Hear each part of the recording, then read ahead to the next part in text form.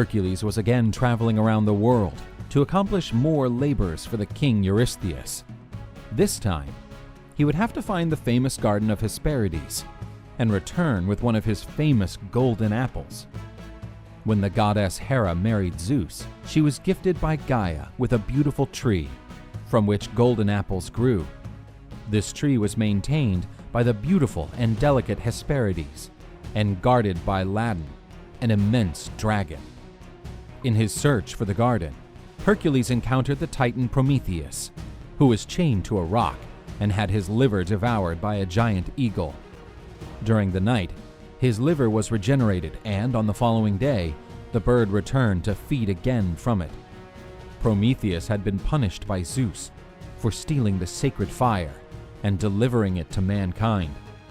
Hercules decided that Prometheus had suffered too much already and decided that something had to be done. He slaughtered the hateful bird with his bow and broke the chains that imprisoned the Titan to the rock. And so Prometheus was finally free of his punishment. As a gesture of gratitude, Prometheus advised Hercules not to face the mighty dragon. Instead, he would be better if he met Atlas. Continuing his journey, the hero encountered the powerful Titan Atlas, who was also suffering a punishment imposed by Zeus. Atlas had fought against Zeus during the Titanomachy, the great struggle between gods and titans.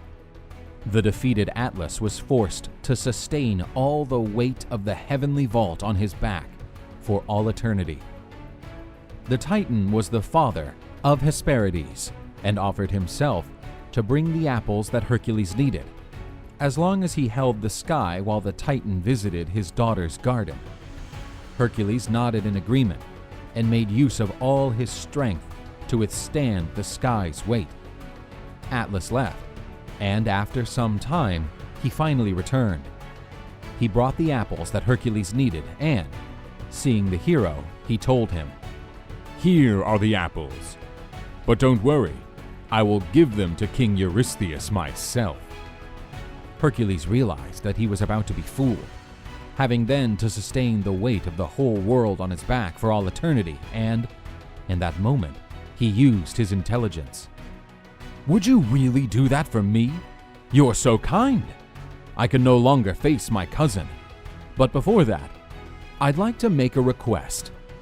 Can you hold the sky for a moment so I can get my mantle of lion fur to protect my back? You know how uncomfortable this weight is, right?" Atlas knew how painful that task was and decided to help the hero. As soon as the Titan held the sky again, Hercules picked up the apples that had been left on the ground and went away forever. After returning to Mycenae with apples, the great hero received a standing ovation by the subjects of Eurystheus. The jealous king decided that there was only one way to get rid of Hercules. He would have to be sent to the realm of the dead.